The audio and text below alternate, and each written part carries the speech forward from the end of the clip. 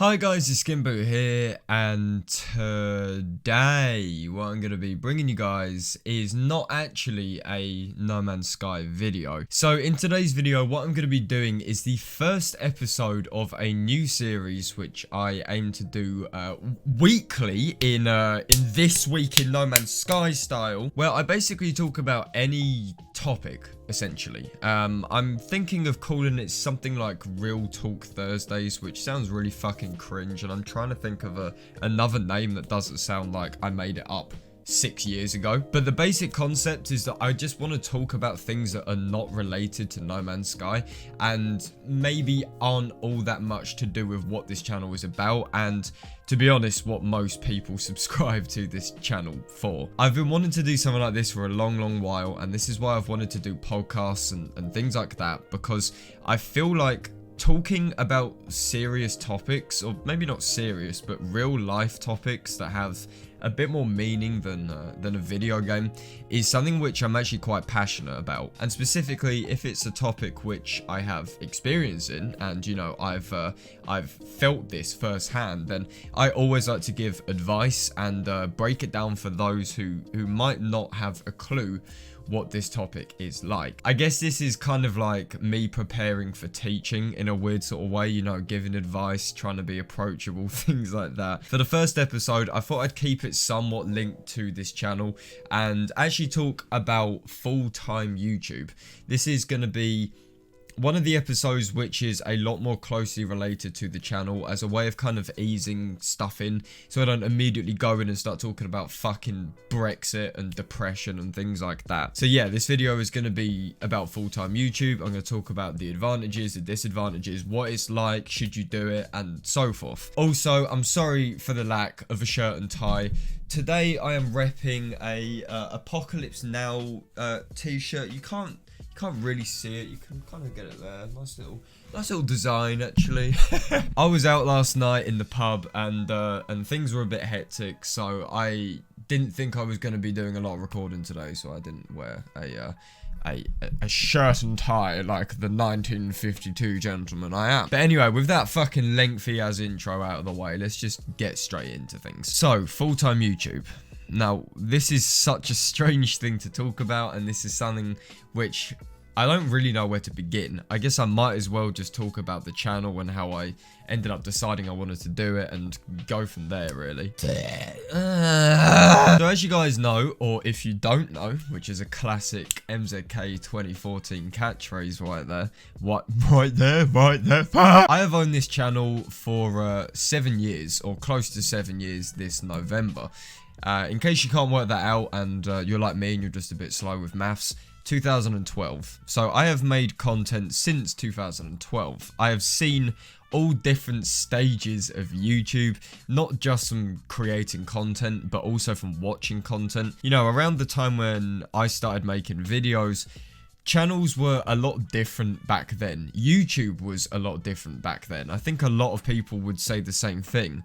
I think, you know, with the adpocalypse and the shift towards promoting more kind of corporate content creators rather than individuals, YouTube is very different now to when I started back in 2012. However, even though I've done MZK for 7 years, I have only been full-time for about a month and a half.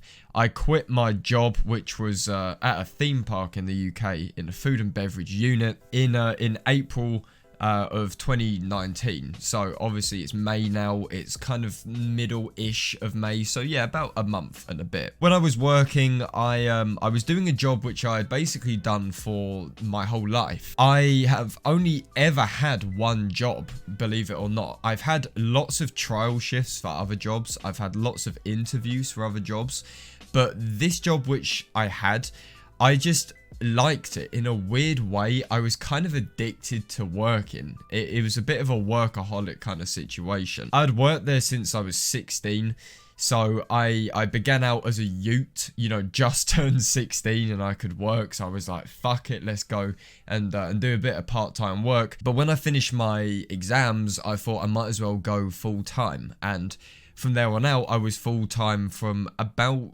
November to April, so a decent amount of time. What you gotta remember is that I was a team leader at this place which I worked at, and that meant that I had to do a lot of delegating and a lot of managing and dealing with people and dealing with complaints and things like that. So it was an easy job, but the fact that I was slightly higher up made it a lot harder. Towards the end of my time there, I just really came to resent it. In a classic kind of Marxist way of looking at things, I realized one day that this company, which earns millions of pounds a year, pays me $6.50 an hour, treats me like shit, and ultimately, if I leave, someone's gonna replace me and nothing will be different. I really did develop this hardcore Jeremy Corbyn Marxist way of looking at things, and this ultimately pushed me to quitting and doing YouTube full time. So obviously, doing YouTube full time, first of all, this is my first point, is incredibly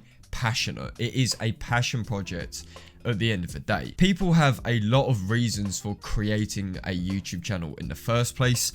I made this channel with a friend because we wanted to share a game of transit we had on Black Ops 2 Zombies. We just wanted to share it, and from there things kind of flourished and developed. Back in 2012 though, on YouTube, this was kind of how YouTubers were. They weren't scummy and abusing ad revenue like they are nowadays.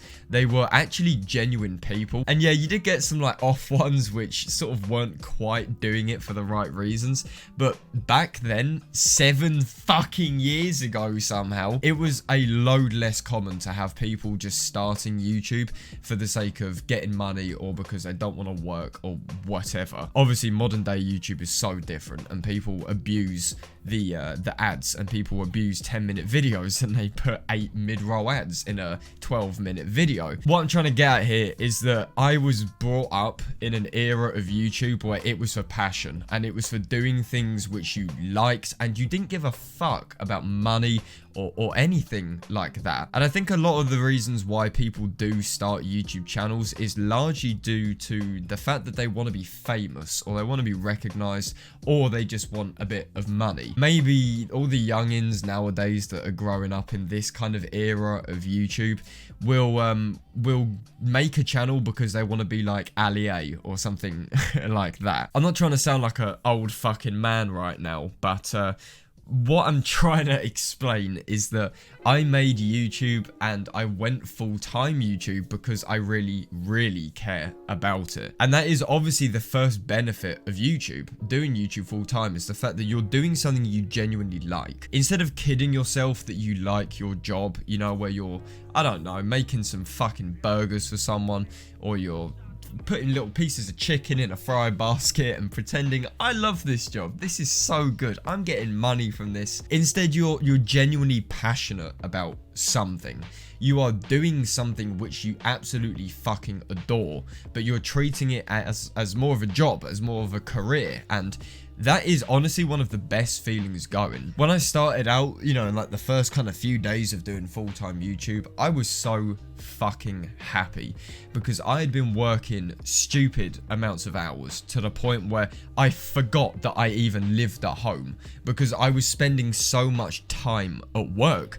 I basically just ended up assuming that I lived in this fucking unit. So when I first started out being full-time and I woke up at 9 o'clock and I was like, you know what, today all I'm doing is YouTube. I'm literally making videos. I'm doing what I love. And that feeling was incredible. For a long, long time, I was so goddamn happy. And I never even thought about work. And I didn't give a fuck that I'd left my job because I was happy, and that is all that matters. In a classic kind of like hippie sort of, you know, oh bro, let's drop some LSD and think about life kind of thing. Doing work is not fun, and does anyone realistically enjoy their job? I don't think so. But YouTube, you don't do it because it's money. You don't do it because it's something that lets you scrape by to pay bills and what have you.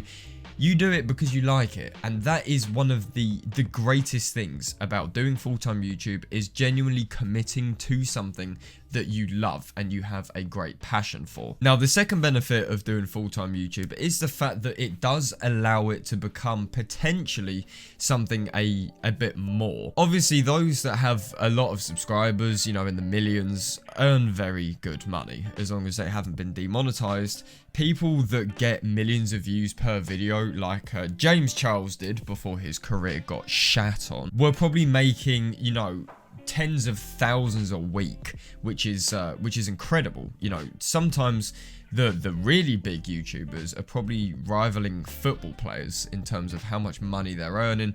Probably not quite as much, but in the amount that they're getting paid too much for what they do, basically. Like Morgs, for example, cunt. So with this possibility that YouTube can become a career, it can become something which you basically do instead of working, and for the rest of your life you never have to touch a building site or an office.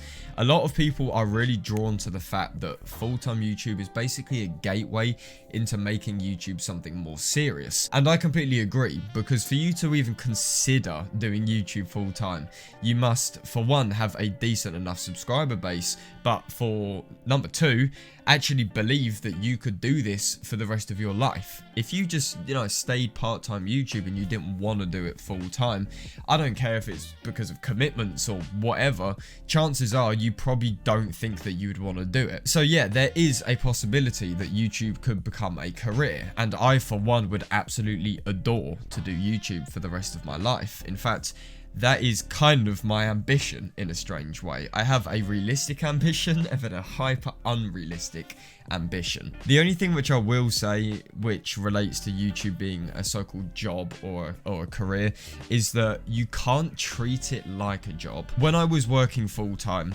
and I was thinking about doing full-time YouTube, I said to myself that when I do it, I'm going to treat it like this job I'm working at the moment. So I'm gonna get up at 9 o'clock, I'm gonna finish at 5 or 6 o'clock and have a 45-minute break to vape, have lunch, have a coffee, whatever. I trialed this for I think about 3 days and then I broke it instantly, because when you put too much structure on something which is quite creative, I think in a way it kills your creativity a ton, but it also just kind of demoralizes you and, to be honest, tires you the fuck out. Because I think no one in the world can make YouTube videos and do YouTube stuff from 9 in the morning to 5 in the evening with a 45-minute break, non-stop, not getting distracted. That's very, very fucking hard. So what I will say in terms of, you know, how do you treat YouTube like something a bit more serious? Well, you do exactly that. You treat it more seriously. You put more time into it. You put more effort into it. But that doesn't mean you have to structure your life around YouTube. I still give myself 2 days off where I don't think about it, but I don't give myself a timetable for the day. If I feel like making a video, then I will make a video. If I can't be asked, then I will do whatever the fuck I want to do.